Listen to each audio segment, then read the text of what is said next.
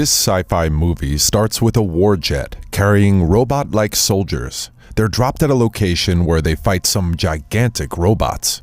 A dad is trying to convince his daughter that the Earth is beautiful, though she doubts.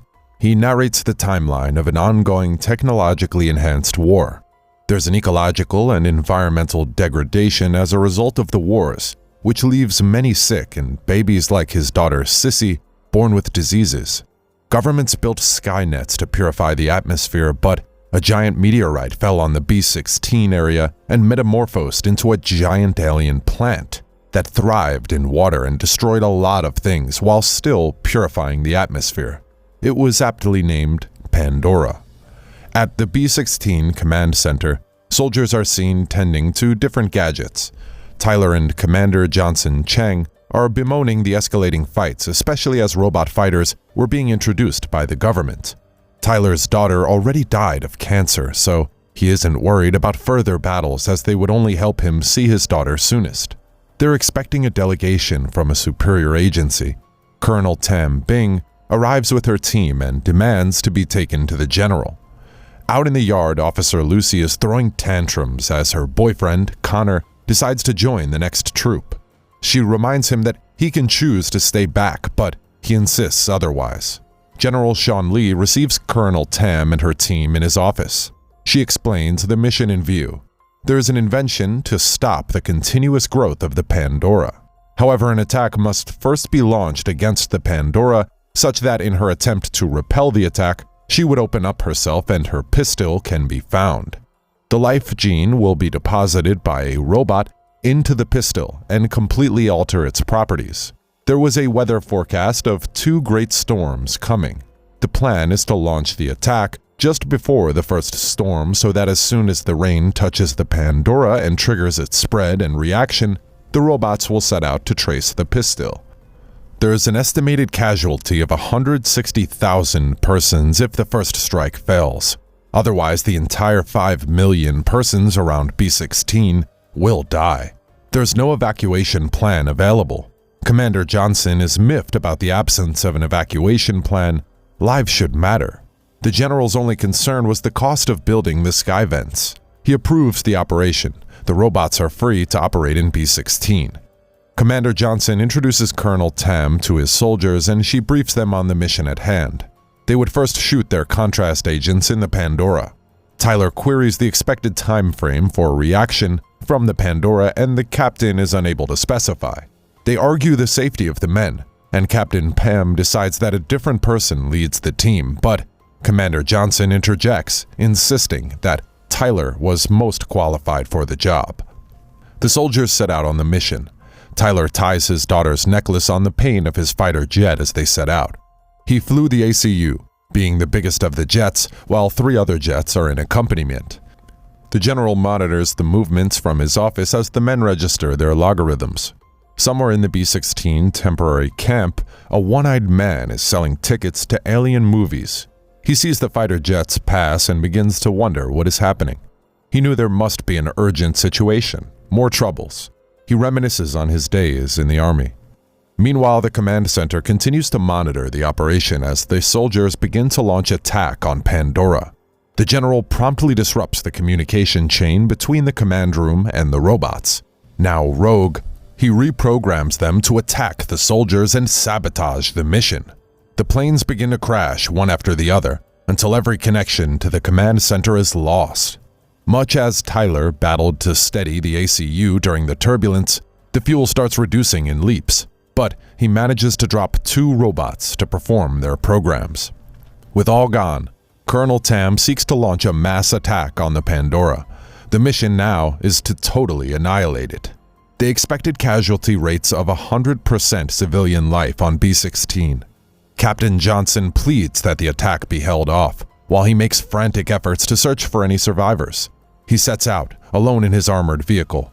Tam queries the communication tech on ground, Lucy about the loss of communication on all planes. She needed answers, and Lucy tells her that her boyfriend is actually out there. Of course, she was genuinely looking for answers. The impact of the crash knocked Tyler out, and he begins to see his daughter. She urges him to return to work, and he gradually rebounds and goes to save his team.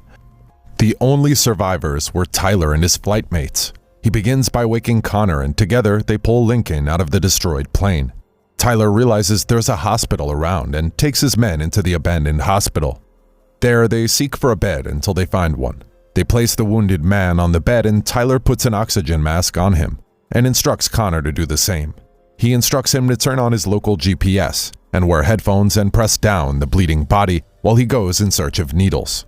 Commander Johnson arrives at the temporary camp and meets the one-eyed man. Both men reconnect quickly over the important mission as Johnson hands him an automatic gun. He salutes him, Lieutenant Tehran Yao, instantly co-opting him into the operation. He notifies him that their mutual friend, Tyler's plane, crashed. Tehran demands that Tyler must apologize to him as they pull out. In the hospital, Tyler is running around looking for needles and finds a teddy bear, indicating the presence of a child in the abandoned hospital. Just then, he's attacked by a 6 meters tall bug. He's staggered slightly at this unexpected attack, but he managed and shoots his way through as more bugs launch a chase. He finds the child hiding behind hospital beds and takes her along as he shoots through. Connor and Lincoln are terrified by the strange sounds around them. Tyler urges Connor to find out what it was, but the movements were getting swifter. He does a quick swooping around and returns to find a gigantic bug feasting on Lincoln. He panics and the creature begins to pursue him until he traps himself in a morgue compartment. Commander Johnson has picked up Tyler's signal and notified the command room accordingly as he gears up to dive into action at the hospital. He kills a bug that had Tyler at a disadvantaged point and set out to find Connor and Lincoln. They find Connor alone and begin to trace their way out. Commander Johnson forwards the command center an image of the bugs at the hospital, but the general has a weird, satisfactory smirk. Lieutenant Tehran recalls his last operation with Tyler and Johnson. Johnson had kicked him out of the team for driving away when his colleagues were still exposed and cost the team so many lives. His explanation wasn't worthy, and Tyler kicked him out of the unit. He pulls out a box containing an oxygen mask that he wore when he lost his eye. It's a sudden boost as he notifies Johnson that he's finding them a way out. He finds a possible route and fires a burst-out bomb on the wall. It blasts through while they exit on the other side. The general summons Colonel Tam in his office to demand that the Wipeout Plan B be carried out without further delay. She argues that the first one hasn't failed yet, especially since Commander Johnson has made contact with Tyler's team. Back in the armored vehicle, Connor is directed to send a footage from Tyler's memory card to the command center. Lucy was relieved to hear Connor as he transmits the pistol scan from Tyler. She calls him to remind him that he must return to her alive. Lieutenant Tehran drives the team as Commander Johnson seeks to retrieve the gene bullet from a crash scene. He informs them of the inevitability of their mission. A failure will mean a total attack on all humans living in B-16. As they drive to find the gene bullet, Lucy informs Connor that there's a need to find the head of the crashed robot and retrieve its memory card. There was a disruption in radio waves just before the crash. They needed to know what was the cause. Just before stepping out of the vehicle, Tyler retrieves the vehicle's key from Tehran so he doesn't leave them and drive off, while instructing him to watch the child. The little girl begs Tyler not to leave her and he stays back, at least in the meantime, while Johnson and Connor takes off in search of the life gene.